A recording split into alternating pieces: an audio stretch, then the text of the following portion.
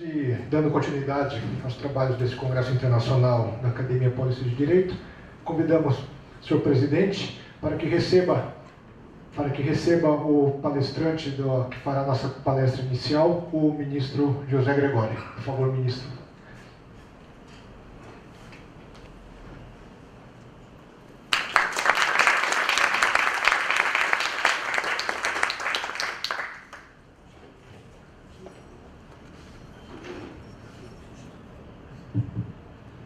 Gostaria de dizer, antes de tudo, que para nós da Academia Paulista de Direito, para todos aqueles nossos parceiros do evento, é uma honra contarmos com a presença do ministro José Gregório.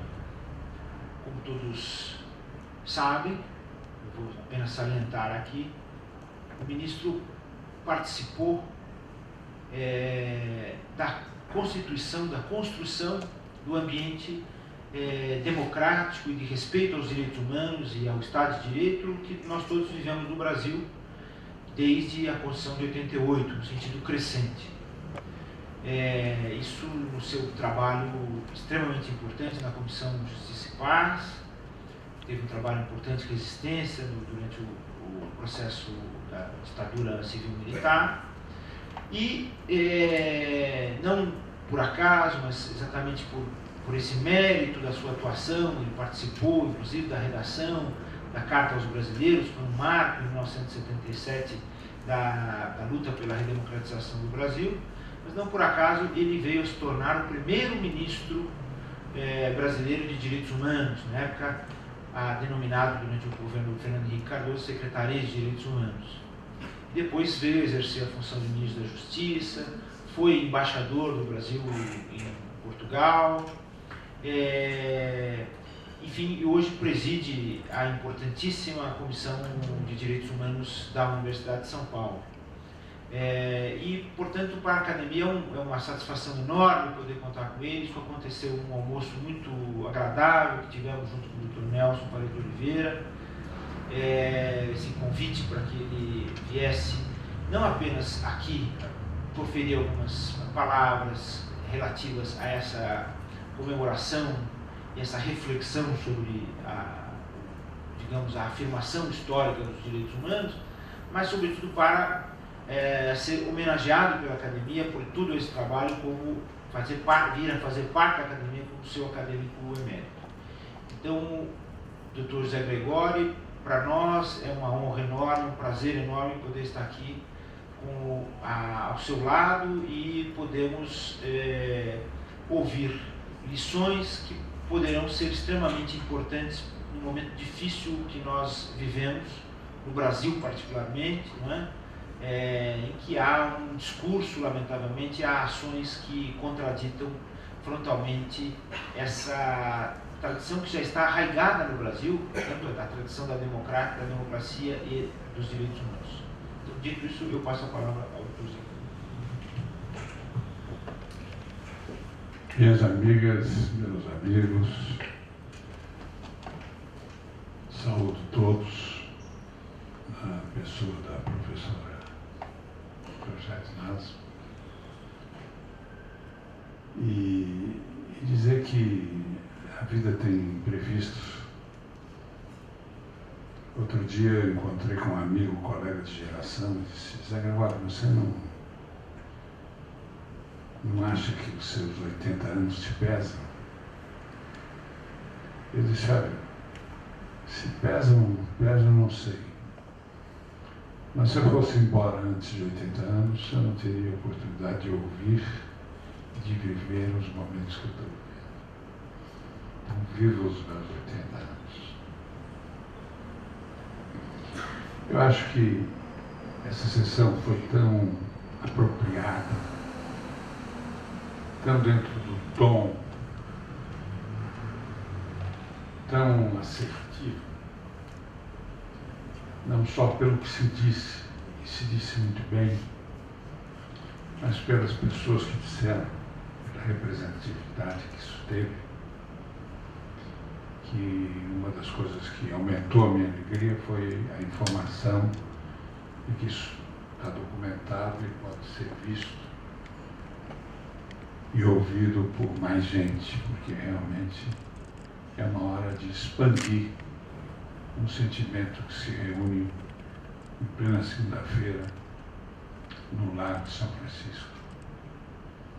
Eu não tenho, perante uma plateia dessa qualificação, muita coisa para acrescentar do ponto de vista teórico, do ponto de vista sistemático, do ponto de vista doutrinário, sobre os direitos humanos.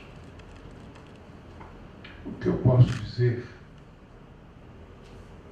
e tenho convicção nisso que digo, é que os direitos humanos vieram e vieram para ficar. É claro que eles não ficam como um piano de cauda para ornamentar os ambientes. Não é essa a sua função. Mas eles vieram para ser, digamos, um eixo em cima do qual os grandes problemas da humanidade devem ser resolvidos. Porque uma coisa que eles têm mais do que qualquer outro setor do conhecimento humano que foi possível acelerar a nossa aventura terrena, eles têm uma cumplicidade com a dignidade humana. E realmente é o que nos faz diferente de todos os outros seres que habitam esse planeta, é o fato de sermos portadores dessa dignidade humana. E a forma de essa dignidade humana se materializar, não ser uma abstração, não ser um enfeite, não ser um ornamento, nem uma quimera, é exatamente praticar os direitos humanos. Então, enquanto houver preocupação pela dignidade humana, e eu acho que ela é eterna,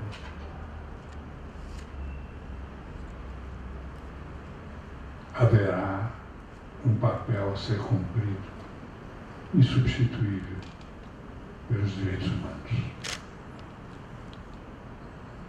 Ele cumpre, às vezes de uma forma esplendorosa, do ponto de vista de que está presente, é saudado, cortejado, eu acho que não, mas pelo menos é saudado. Em outras horas há a impressão de que ele se esvaiu, saiu por uma das fendas do edifício, e tem gente que já acha que ele se foi para uma espécie de abandono. Mas de repente, como disse a autora americana que foi citada na nota representante da Unicamp, os direitos humanos ressurgem com toda a força, com toda a necessidade. E sem dúvida que estamos nesse momento que os direitos humanos, uma espécie de régua que passa por tudo, no mundo e no Brasil. No mundo, porque os grandes problemas que estão pautados dificilmente podem ser resolvidos sem se equacionar também a questão dos direitos humanos. Não há jeito de se pensar em resolver o problema dos refugiados sem que isso passe por uma visão dos direitos humanos. Não há possibilidade de se resolver o problema do clima, das modificações do clima. Essas modificações podem ser mais 0, mais 2, mais 5, pode-se discutir o grau, mas é inegável que, elementar que seja, Dr. Walls, Cada vez que tem mais gente no mundo, cada vez que se usa mais certos elementos que intoxicam, é normal que haja mais problemas que afetem o sistema humano. Não há possibilidade de resolver o problema qualquer que esteja equacionado, sobretudo um que me preocupa hoje, que é a questão de como é que nós vamos conviver com as máquinas inteligentes, de tal maneira que ela não nos roube todo o espaço dedicado aos jovens. Estudam tanto, se preparam tanto, e de repente no vestibular são eliminados por um ente que não teve o mesmo grau de sofrimento que os seres humanos tiveram. Então, só uma visão absolutamente panglossiana, mas no mau sentido, é que seria capaz de negar a atualidade e a necessidade dos direitos humanos. No Brasil, então, nem se fala. E as pessoas acham que... Outro dia, uma jornalista disse: corre aí que a coisa não é assim tão feia, porque o senhor está calmo, o senhor está sossegado. É que eu já vi o Brasil cruzar muitas esquinas perigosas. E antes de cruzá-las, sempre tinha um clangor de que, afinal de contas, vamos cruzá-las ou não vamos cruzá-las. Porque esses direitos humanos não significam nada, a não ser o sonho de meia dúzia de gato pingado, que tem nostalgia para agradar o embaixador da Espanha, o Dom Quixote, e querem reviver no século XXI. A verdade é que a gente transpôs as esquinas perigosas e, na minha contabilidade, os direitos humanos não estão, digamos, no Brasil, atingindo aquelas metas, aqueles objetivos que nos deixariam satisfeitos, mas eu acho que os que vieram foram bem plantados, vieram para ficar. É claro que, do ponto de vista da maneira como eles vêm, eles não são entendidos por todos da mesma maneira. Então tem sempre setores que se opõem a isso e acham que devem debitar na conta dos direitos humanos uma porção de coisa que não tem nada a ver com os direitos humanos. É exatamente o fato dos direitos humanos não terem sido suficientemente acionados e mobilizados é que existem os problemas. Então eu acho que nunca foi tão importante um congresso como esse reunir tanta gente importante, tanta gente lúcida, tanta gente disposta, tanta gente digna, tantos jovens promissores para discutir os direitos humanos. Eu me lembro, no começo do ano, nesse almoço, nesse encontro que o Atier se referiu, com o meu amigo Nelson Oliveira, nós vamos fazer um congresso em dezembro. E eu me lembro de que falei, Não é certo que a gente tenha um ministro Supremo do lado. Anunciamos a presença do ministro Ricardo Lewandowski e também a presença do ex-diretor da faculdade, professor José Rogério Cruzitucci.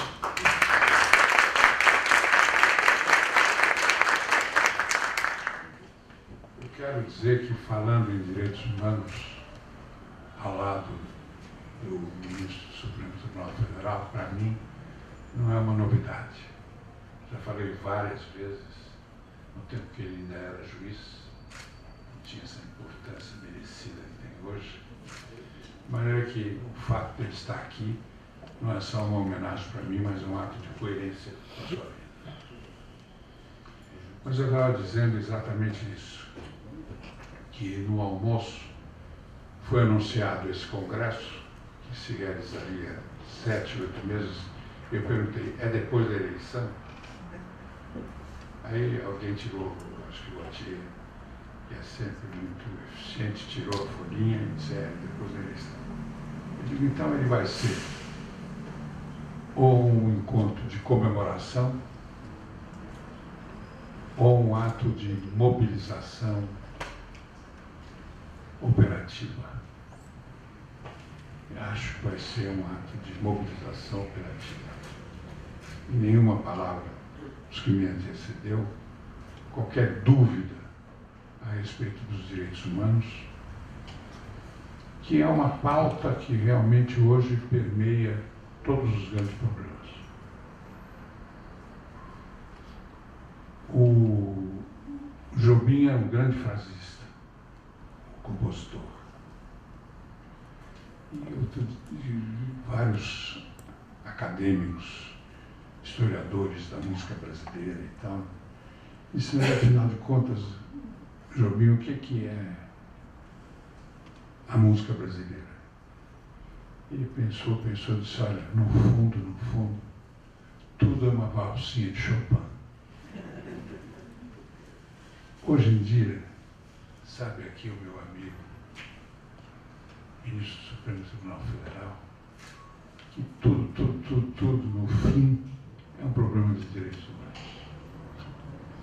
Mas é que esses acham que agora vão engessar os direitos humanos, colocar numa câmara, com temperatura, talvez, ambiente, etc. Um sentinela na porta para que ninguém rouba esse segredo. Estão tão iludidos. E eu já vi tantos iludidos, mais um, menos um. O que eu acho que precisa é exatamente isso que o Atier conseguiu fazer.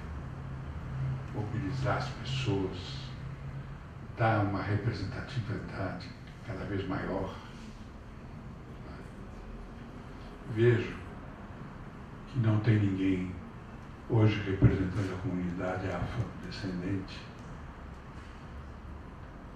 Acho que tem. Tá. Eu acho que precisa isso, quer dizer, a representatividade para representar a sociedade brasileira. Porque ela está implicada nessa luta que às vezes nos conduz a momentos de dúvida, momentos de perplexidade, até momentos de desânimo, mas de repente, como disse a autora americana, os direitos humanos ressurgem com toda a força. Eu sou de uma geração, e confesso a minha idade sem nenhum pudor, em que, quando eu era pré-adolescente, era impossível numa discussão de família, mesmo numa discussão entre jovens que liam, que tinham assim, um pouco de informação diferenciada, tinha momentos que era impossível não acreditar a vitória da guerra que estava ocorrendo na Europa e na Ásia ao nazifascismo. Era absolutamente irrealista o sujeito defender que aquelas duas figuras que estavam sempre naquele tempo não tinha televisão, mas tinha o Fox Jornal, tinha as capas de revista, que eles não fossem vitoriosos. E a gente sabe, e lamenta, do ponto de vista humano, pelo menos na perspectiva dos direitos humanos, como eles se finaram e como os direitos humanos acabaram triunfando. Agora, esse triunfo nunca é completo. Eu acho que Deus tinha todas as qualidades, mas tinha um defeito, a meu ver, que os meus bichos amigos não me ouçam falar, são capazes de me excomungar. Mas ele não queria muita concorrência. Então, a excepcionalidade das coisas, o imprevisto das coisas, fica a meu caro. Quer dizer, nunca haverá imaginação que abarque suficientemente o que vai acontecer. A verdade é que a democracia, os direitos humanos, o lado não bárbaro, se quisermos dar maior amplitude aos conceitos, acabaram vencendo. Uma coisa que, acreditem, foi absolutamente bárbara. A gente via as coisas chegarem pelo cinema, não tinha televisão. Eu me lembro, nos meus 12 anos, quando eu vi as forças aliadas chegando na Alemanha e mostrando para o mundo o que eram os campos de concentração, eu realmente não acreditei que aquilo fosse possível. Quer dizer, que o gênero humano tem chegado àquele ponto, não é? De chamar a universidade, chamar a massa de inteligência. Naquele tempo, o símbolo de estudo era a régua de cálculo. Chamar a régua de cálculo, reunir em ambientes assim um pouco esfumaçados, porque se fumavam, os melhores engenheiros, os melhores planígrafos, etc. Olha, vocês têm que inventar uma máquina, um forno, que mate mais gente em menos tempo, com menor custo e menos consequência. E as pessoas que tinham bebido a sua cultura em Newton, em Copérnico, talvez até em cientistas mais recentes, todo o esforço que fizeram na universidade estava no desafio de colocar em cima da mesa uma coisa que sacrificasse o seu semelhante da forma mais rápida e mais, como se diria na época, com maior produtividade. Aí era difícil realmente achar que os direitos humanos estavam regendo a orquestra do mundo. Mas eles não tinham se afugentado da cena, não tinham desaparecido. Eles estavam aguardando uma oportunidade e isso tudo se transformou e ganhou um lado que era contra. E sobreviveu aqueles que lutaram e que acreditaram.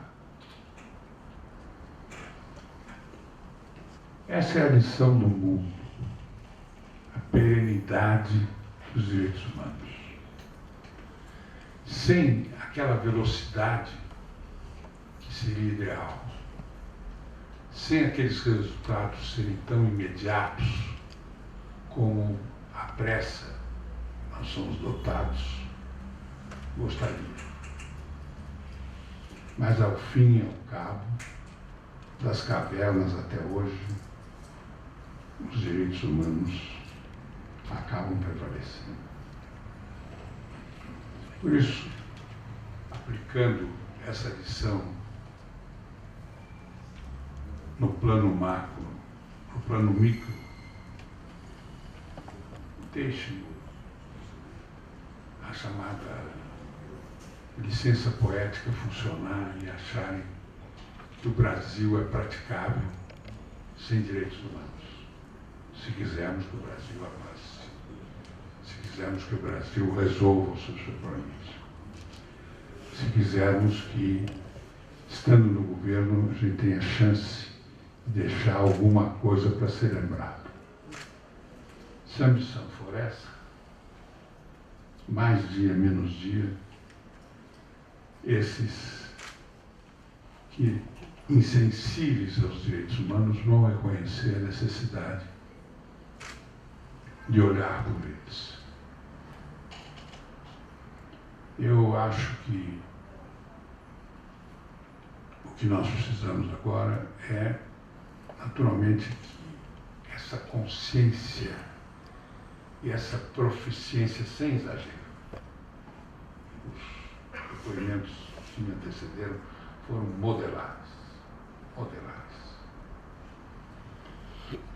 É preciso que isso extravase essa sala, extravase essa escola, que tem grande poder de radiação. Extravase esse Lago São Francisco histórico e a gente consiga se conectar cada vez com mais pessoas para fazê-las entender as dimensões, a importância dos direitos humanos. Eu acho que eu posso ser acusado de tudo, e talvez mereça, mas não posso ser acusado de sectário.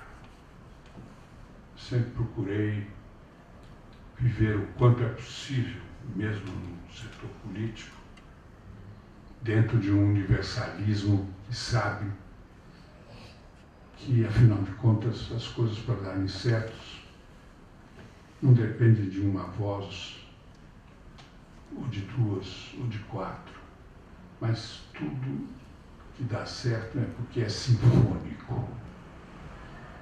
E o Brasil exige essa medida de abrangência.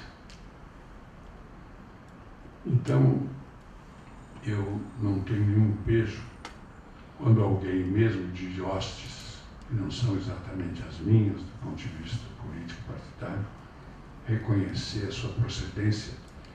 E acho que na eleição que passou, pouca gente foi tão feliz e acertou tanto na pontaria como o Mano Brown, quando disse: é preciso que o que se fala em política conecte com o povo.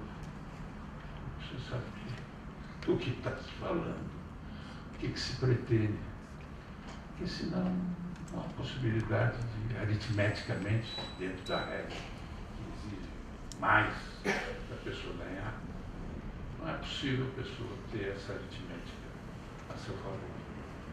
Se perde. Então, eu acho que o grande problema hoje não é descrer dos direitos humanos. Eles não estão numa safra dessas que os colecionadores de vinho gostam de guardar, recomendar em grandes restaurantes, às vezes, querem dar um momento de snobismo, seja para a nova namorada, ou para a família que quer impressionar. Quer dizer, não estamos numa época que haja uma grande safra de direitos humanos no Brasil. Mas eu não tenho dúvida nenhuma que os direitos humanos estão presentes, estão atuantes, porque, agora, desculpem a imodéstia, eles foram bem plantados. Quer dizer, na hora que nós éramos meia dúzia de gatos pingados, esse é a meia dúzia de gatos pingados, em primeiro lugar, tiveram noção e consciência de que eram meia dúzia de gatos pingados. portanto tinha que caprichar. E se plantou com muita honestidade, com muita pureza e com muito desejo que isso não tivesse dono, nem padrinho com propriedade industrial reconhecida no TNDP, etc, etc. Quer dizer, era a civilização criando a civilização. É claro que alguns nomes se destacaram e a gente tem que homenagear. Eu não posso, numa hora que falo desse pioneirismo, esquecer, por exemplo, o nome de D. Paulo Evaristo Arnes. Mas que, embora religioso, embora franciscano, nunca puxou para a religião, e muito menos para a ordem franciscana, qualquer tipo de patrocínio ou reivindicação de direito autoral de qualquer coisa que ele colaborou profundamente. Por isso é que eu digo que os direitos humanos foram bem plantados no Brasil. Quer dizer, não é uma coisa artificial. É uma planta que foi fundo e que tem grande conjugação e conexão com o que o Brasil precisava atender, né? Eu não podia, por exemplo, esquecer que o dia que eu me formei aqui na Faculdade de Direito, não é assim tão antigo como os meus adversários podem achar, nem tão recente como os meus amigos gostariam que fosse, eu principalmente. Mas dia de formatura é dia de festa, é dia de família. E tinha algumas colegas, minhas amigas, que eu sei que fizeram um curso de grande esforço, que choravam convulsivamente. Mas, bom, nada melhor do que chorar num dia de festa. Mas depois eu achei que o choro estava muito prolongado. Aí eu fui a elas e digo: por que vocês estão chorando? Porque nós estamos acabando de chegar ao Tribunal de Justiça de São Paulo, que é esse mesmo endereço de hoje, e soubemos que o nosso sonho de sermos juízes de direito não pode se realizar, porque é privilégio de uns. E outra disse a mesma coisa: eu fui à promotoria, gostaria de ser promotora, e lá também é a mesma lei. Quer dizer, minhas amigas, meus amigos, eu vi isso acontecer. E hoje eu não gostaria de ser réu em nenhuma sentença que precisasse ser dada por uma mulher. Por causa do zelo, do estudo, da proficiência. E às vezes eu vou ao fórum dar um banho na minha autoestimativa, e quando eu vejo todas aquelas mulheres passarem, top, etc, etc, eu vi isso acontecer.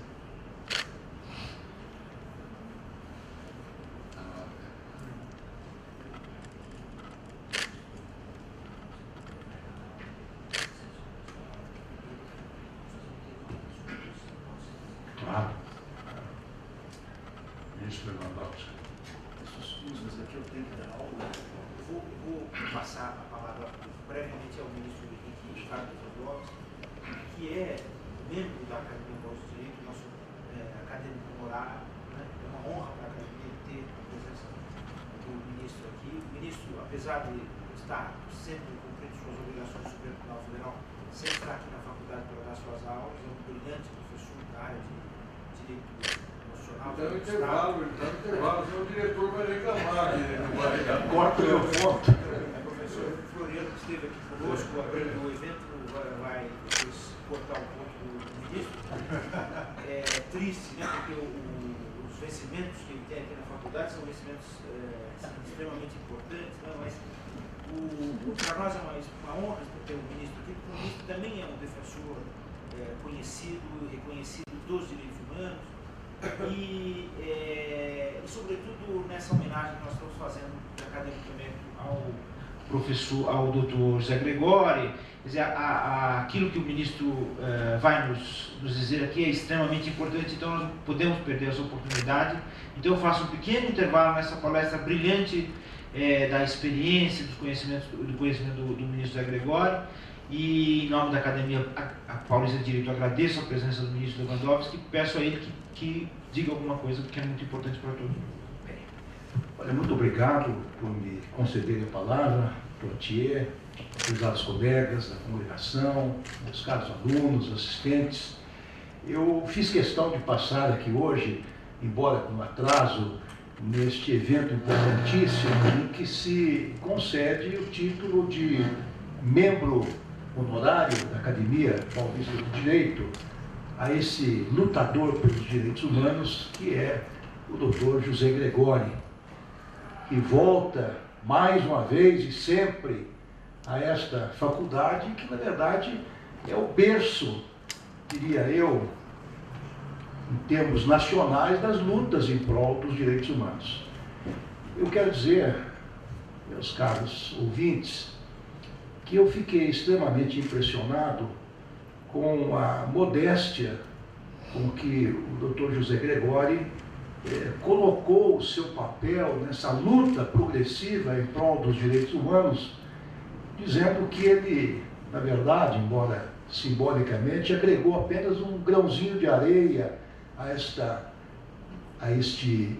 verdadeira praia hoje, que felizmente vai crescendo e é irreversível neste panorama não só nacional como internacional dos direitos humanos. Eu, sem querer tomar muito tempo, me lembro de uma passagem muito interessante naquele livro de Norberto Bobbio, recentemente falecido, que na verdade não é um livro, mas é uma coletânea de textos, de reportagens, de artigos, de comentários, chamado A Era dos Direitos. E num destes tópicos, deste pequeno opúsculo, pequeno em tamanho, mas enorme em repercussão e importância, Norberto Bobbio era entrevistado por um jornalista na passagem do século XX para o século XXI. E então perguntava-se a esse ilustre professor, justo filósofo italiano, o que ele achava do momento atual que a humanidade vivia. E ele replicou com muito pessimismo. Ele estaria muito preocupado com o crescimento incontrolável da população no planeta. Em segundo lugar, também extremamente preocupado com a acelerada e irreversível degradação ambiental. Em terceiro lugar, também mostrou-se extremamente preocupado com a proliferação das armas de destruição em massa. E o repórter, tanto quanto decepcionado, perguntou: mas professor, o senhor não vê nada de positivo nesta mudança, nesse alvorecer do novo milênio? Ele dizia assim: eu vejo a crescente importância tanto no plano interno dos Estados, quanto no âmbito internacional dos direitos humanos. E ele dizia, então, este é um verdadeiro progresso moral da humanidade. Gente como o professor, doutor, professor de todos nós, José Gregori, é um dos atores que propiciou esse progresso moral da humanidade. Estou convencido também do acerto de suas palavras, que o importante é isto, não é protagonizarmos o avanço dos direitos humanos, mas é cada um de nós darmos a nossa pequena contribuição em cada âmbito de atuação que tenhamos para que conquistemos este todo que está em permanente evolução. E termino dizendo que, na verdade, os direitos humanos são um patrimônio da humanidade e que vai sempre evoluindo. Não há nenhuma possibilidade de regresso. Aliás, o artigo 30 da Declaração Universal dos Direitos Humanos tem um dispositivo em que aponta categoricamente para o princípio da proibição do retrocesso em termos de direitos fundamentais.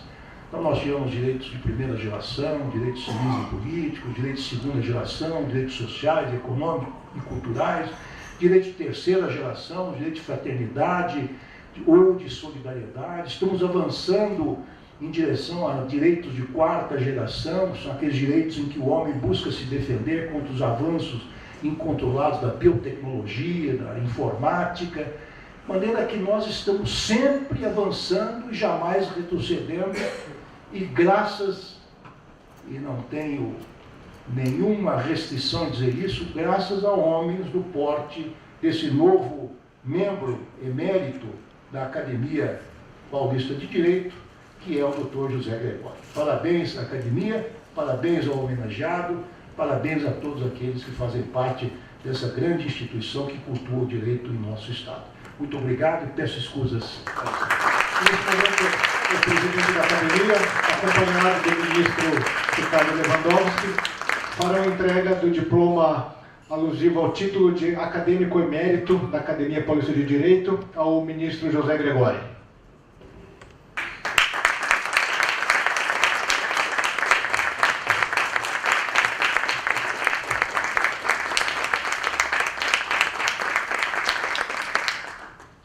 Agradecemos a participação do ministro Ricardo Lewandowski, do Supremo Tribunal Federal, assim como também do professor José Rogério Cruzitucci, ex-diretor desta faculdade, a quem agradecemos a presença.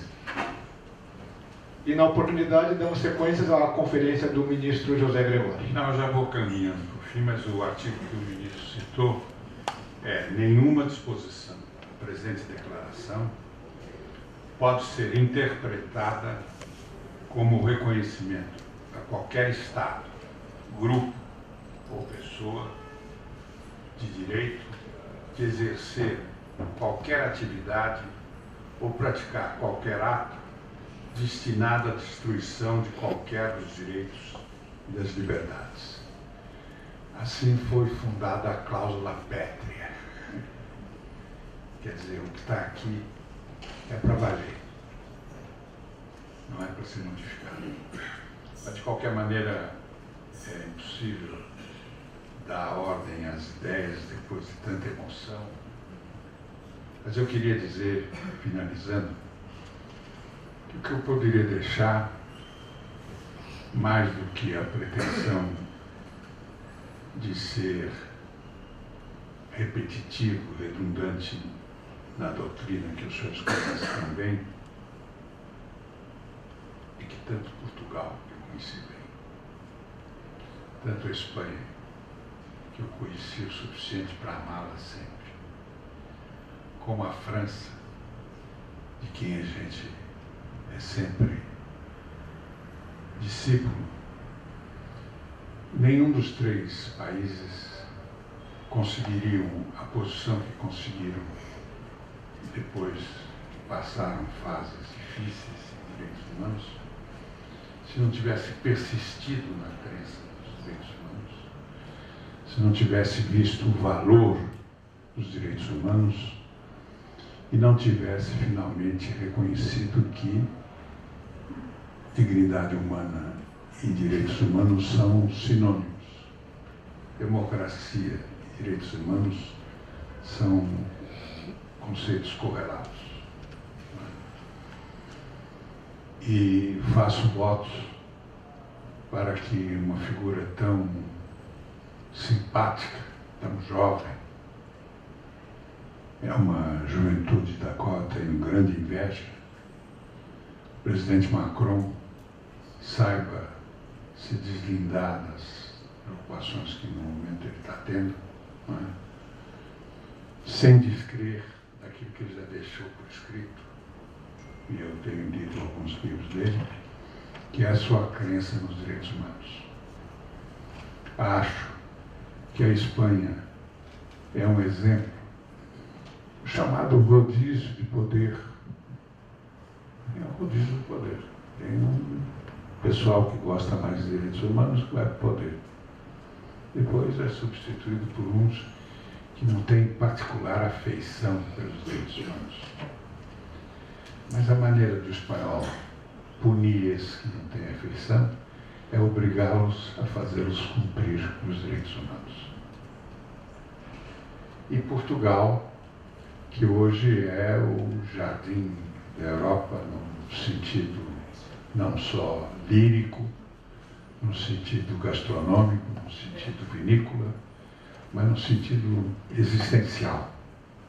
Que todo mundo que gosta da vida, que eu conheço, está querendo ir para Portugal. E também, do ponto de vista político, foi capaz de estabelecer um tipo de regime que permite o rodízio, mas tanto gregos e troianos se revezando, como acontece na Espanha, como acontece na França, e como vai acontecer no Brasil, não tenho dúvida disso, sabem que a base, o chão em cima da qual poderão operar, são os direitos humanos. De maneira que acho que todas as pontas que tinham que ser ligadas para que se vivesse um grande evento que anima uma pessoa que, a rigor, como credencial, tem ter feito parte de um grupo que resolveu trazer como tema das preocupações de governo, não só no sentido de se resistir ao governo, de ser contra o governo, de cobrar o governo, mas de colocar a massa cinzenta que o governo tem que ter de criar coisas, de fazer coisas, etc., colocar os direitos humanos. Estou vendo o Trevas. Trevas é uma figura exemplar, porque se eu tivesse sido primeiro-ministro e ele primeiro-ministro, nós teríamos mostrado como é possível no Brasil também haver o rodízio. Não é? Um partido seguir o outro, fiel aos direitos humanos. Nesse sentido, eu acho que nem o meu partido, nem o seu, negou a importância dos direitos humanos. E nem nós, nessa fase assim, a sua ainda de primaveril para outonal, a minha de outonal para invernal, temos qualquer razão para descrer dos direitos humanos ou achar que ela atrapalhou, de alguma maneira, o funcionamento do governo. E, como última mensagem, acho que o jeito, se não estamos eufóricos, é porque, em primeiro lugar, o realismo faz parte da análise política. Então, o sujeito que está sempre feliz, aconteça o que acontecer, também talvez não tenha noção de que um dia esplendoroso de sol é melhor do que um dia de chuva. Então, dentro do realismo, ninguém tem razão para estar muito feliz com o Brasil de hoje. Mas eu quero dizer, com a minha experiência, que é grande, porque a vida me proporcionou a possibilidade de viver muitas experiências, quase que em todos os campos. Eu quero dizer que não é caso de apocalipse. Será uma fase de grande trabalho, de grande ação. Por isso é que eu fico eufórico que essa segunda-feira a Faculdade de Direito já esteja trabalhando nisso. Não se atrasou mais uma vez. Vai ser, sim, o momento em que nós temos que proclamar a importância dos direitos humanos. Temos que mostrar o quanto eles foram benéficos em setores que eram totalmente desconhecidos, eram totalmente discriminados, que já não são, em grande parte, porque fomos capazes de conduzir a bandeira dos direitos humanos. De maneira que eu acho que não há razão para euforia, mas não há razão para desânimo, porque o mundo moderno mostra que não dá para você desconhecer os direitos humanos, porque ele já é alguma coisa que se internalizou muito em cada setor do mundo. Um pouco mais aqui, mais lá ainda pouquinho, mas de qualquer maneira é uma ideia força que se espalhou por quase todos os meridianos. Portanto, não é uma luta apenas nacional, é uma luta internacional à defesa dos direitos humanos. E nós temos que fazê-los sem nenhum intuito de confronto, sem nenhum intuito de provocação, mas nem sem nenhum conformismo de aceitar retrocessos que realmente não se justificam. Né? Outro dia, os meus alunos, eu estava dizendo isso, e um deles falou, mas, professor, como é que poderia ser? Eu disse, olha, eu estou me lembrando que eu fui, quando fiz o curso fundamental, aluno de padres espanhóis. E o espanhol é sempre muito realista, muito pé no chão, como se diz aqui no Brasil. E o padre, uma figura muito inteligente, ele disse, meu filho, qual é a pergunta que você está fazendo? Eu disse, não, eu quero perguntar para o senhor, se eu, por exemplo, desconfiar que o meu interlocutor é o demônio, como é que eu tenho que agir? E se, em primeiro lugar, não mostrar a ele que você percebeu que ele é o demônio. Uma relativa naturalidade, mas aí você dispara todo o teu arsenal de reza possível e fique na maior vigilância. Eu acho que é a conduta que nós devemos ter. Não se precipitar, não chorar antes da hora, nem aplaudir antes da hora. Nós estamos numa fase de transição. Nós criamos, modéstia à parte, talvez eu tenha colocado o meu grãozinho de areia, como resolveu reconhecer aqui o ministro Lewandowski. Como ministro supremo não pode mentir. Então eu tenho que aceitar o que ele falou. Fica aí, portanto, registrado o meu grãozinho, mas a verdade é que a gente construiu essa democracia. E eu juro a vocês que entre aqueles que juntaram o seu grãozinho, não estava a ideia de que ela só ia servir aos nossos, como se fossem nossos amigos, mas que como democracia ela teria que estar aberta à livre disputa, que talvez um dia os adversários fossem se servir dela. Então, é, de certa maneira, o resultado do nosso esforço, que foi em grande parte um esforço de direitos humanos, e nós estamos criando democracia que é capaz de proporcionar uma disputa em que cada um apresenta o seu produto,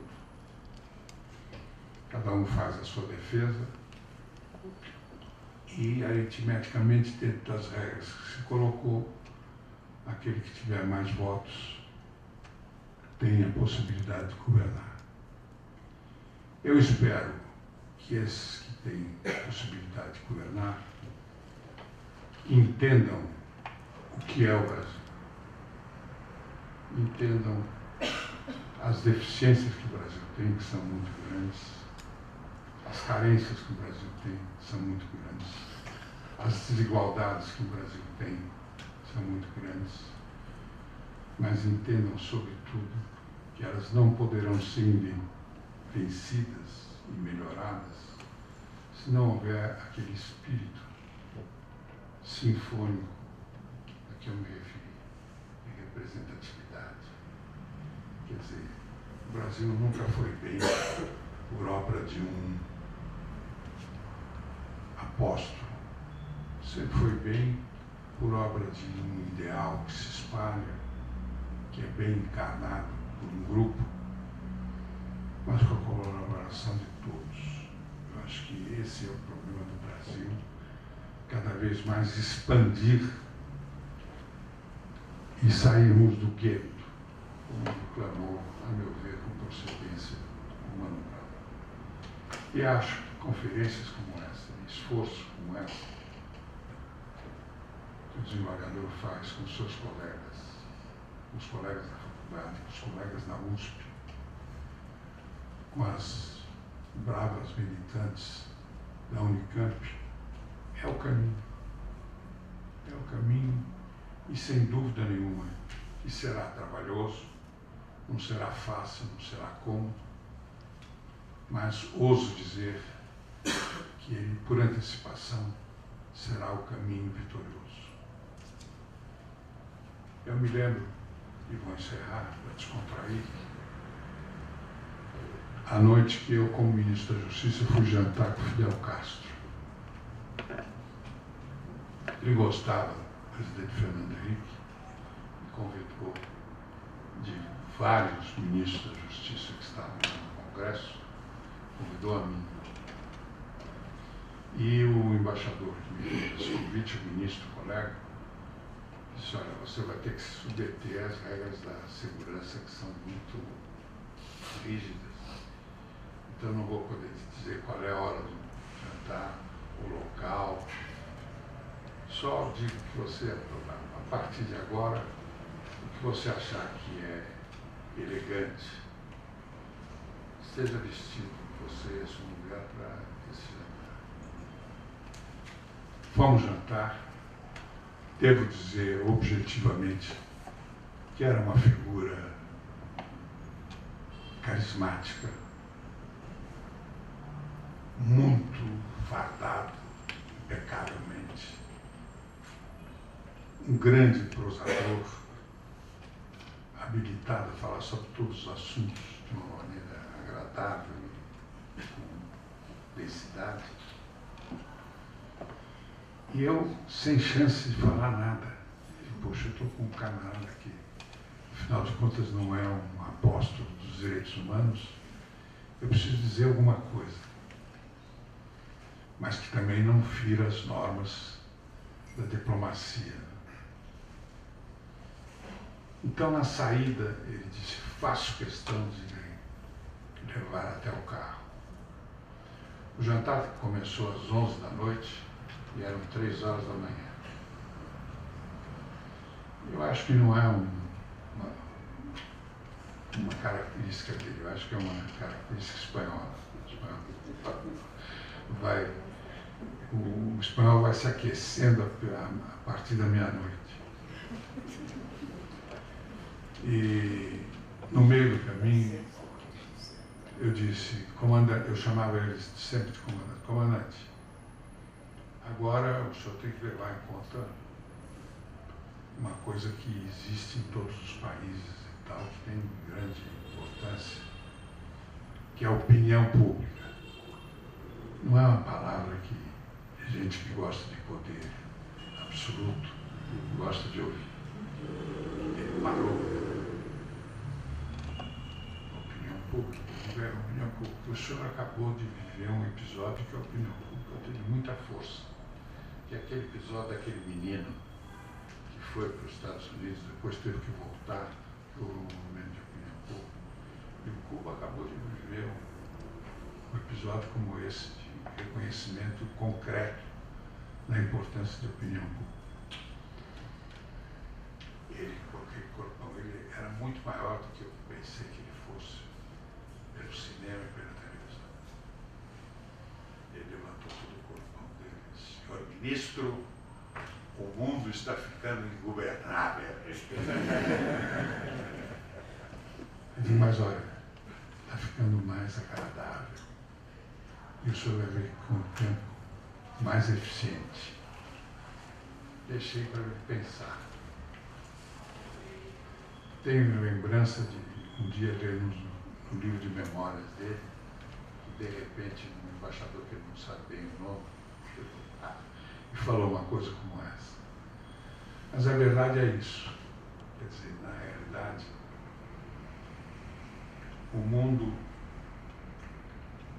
puxado em grande parte pelos direitos humanos, vai assumindo essa necessidade de que os atores sejam cada vez mais numerosos, que mais e mais a juventude esteja representada, que mais e mais todos os setores da sociedade, sem exceção de ninguém, opinem, participem, ou então, para usar esse verbo que está na moda e eu gosto, partilhem. E acho que isso, em grande parte, virá mais facilmente pelos direitos humanos. O que me cabe reconhecer que o esforço que você fez para esse simpósio, para essa reunião, é exatamente o farol que tem que guiar como nós temos que agir a partir de 1º de janeiro no Brasil. É claro que o excesso desse diploma, ainda mais crismado por uma figura do Supremo, e o Supremo vai ter um grande papel, de maneira que eu estou absolutamente agradecido a essa oportunidade que eu tive, a essa distinção que eu recebi. E, finalmente, quero deixar a todos e a cada uma, a minha convicção de que vamos para uma fase mais trabalhosa, mas que nós devemos ter a humildade de saber que talvez ela tenha vindo para nos tornar mais fortes, mais convictos de que abraçar os direitos humanos é a grande aposta da vida. Muito obrigado.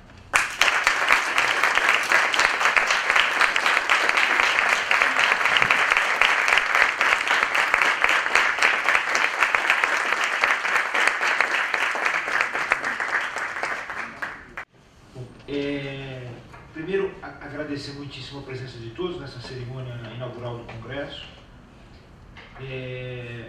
Fazer um agradecimento especial à Universidade de São Paulo, ao seu reitor, ao querido amigo, ex-colega de Procuradoria-Geral do Estado. Quando eu ingressei na Procuradoria-Geral do Estado, no início da minha carreira jurídica, eu tinha o Dr. Elival como um modelo, um guia, né? Nós tivemos tantos encontros agradáveis naquelas assembleias, né? Que era uma experiência democrática muito bonita que nós tivemos ali. Para mim foi muito enriquecedor, então agradeço muito. Então eu queria agradecer novamente a presença de todos. Eu gostaria de salientar agora, não pude fazer porque o meu querido companheiro de conselho da Escola Suíça, o cônsul-geral da Suíça, aqui em São Paulo, o Dr. Urs Brönnemann, enfim, não foi referido aqui, mas nós temos a Suíça sempre como um exemplo da democracia, né?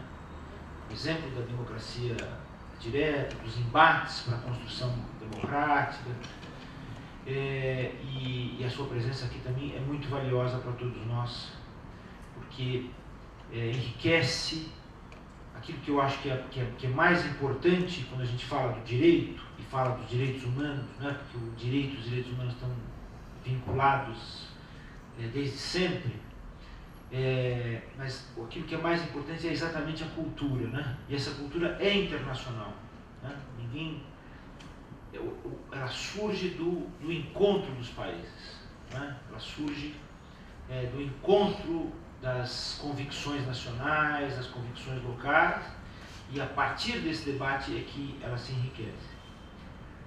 E provocado pelo ministro José Gregório, nosso acadêmico emérito da Academia Paulista de Direito, eu devo dizer que a Academia tem hoje um Centro Internacional de Direitos Humanos, que é o Centro Internacional de Direitos Humanos de São Paulo, que é vinculado à cadeira Santiago Dantas, da qual eu sou titular.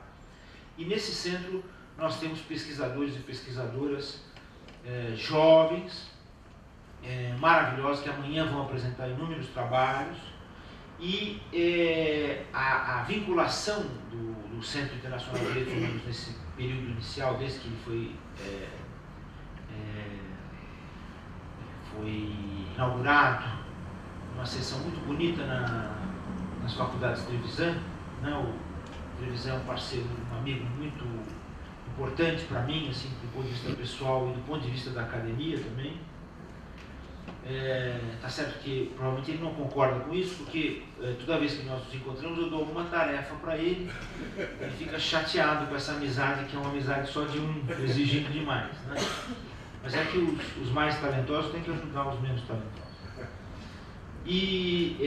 Mas esse Centro Internacional está voltado sobretudo para o estudo da expansão da ideia de direitos humanos através do caminho da diversidade, né? Nós vivemos uma época de expressão da diversidade e essa expressão ela está aí em todos os lugares e lamentavelmente há uma dificuldade enorme de a sociedade entender isso, né? E essa explosão da diversidade é uma contribuição para uma mudança da perspectiva, uma transformação da perspectiva, não só da própria humanidade, mas do próprio conceito de direito, do próprio conceito de direitos, né? Então, nós vamos ter amanhã isso, e na quarta-feira nós vamos fazer uma outra homenagem a um companheiro do Dr. José Gregório, que é o professor Fábio Conder Comparato. No ano que vem a academia homenageará também o professor Dalmo Del Galar, e avisa que termina. Mas enfim, o fato do Dr. José Gregório ficar assim tão feliz e agradecido, na verdade é o seguinte: nós estamos dando bastante trabalho para ele, porque ele vai ter muita coisa, ele vai ter muito o que dizer ainda, não é mesmo? Muito o que participar desse trabalho da academia, que é o trabalho da afirmação, repito, desse tríduo: democracia, Estado de Direito e direitos humanos. E eu convido a todos para a nossa sessão da tarde, que vai ter a participação maravilhosa da professora a professora Georgette Nakarato Naso vai ter uma participação durante todo o evento, e amanhã vai ter uma participação muito importante, que eu gostaria de convidá-los a vir também aqui amanhã para isso. Mas hoje à tarde nós teremos da professora Maria Pérez, da Universidade Francisco de Vitória, né? E vai nos falar sobre essa questão, vai especificar essa coisa, depois desse discurso maravilhoso do cônsul da Espanha, e depois de todas essas palavras maravilhosas, vocês viram a cultura dos direitos humanos, como ela é rica e como ela faz com que a gente atravesse fronteiras com absoluta facilidade, né? A gente se reconheça e admire efetivamente a presença de companheiros, companheiras, irmãos, irmãs, no mundo inteiro, né? Não é à toa que numa academia nós nos chamamos também de irmãos e irmãs, né? Segundo aí a expressão confrade, consolo, né? Que é muito rica, mas na verdade é dizer isso: irmão e irmã, né? Quer dizer, o princípio da fraternidade, da sororidade e assim por diante. Então, muito obrigado a todos e até o nosso encontro hoje às 14 horas.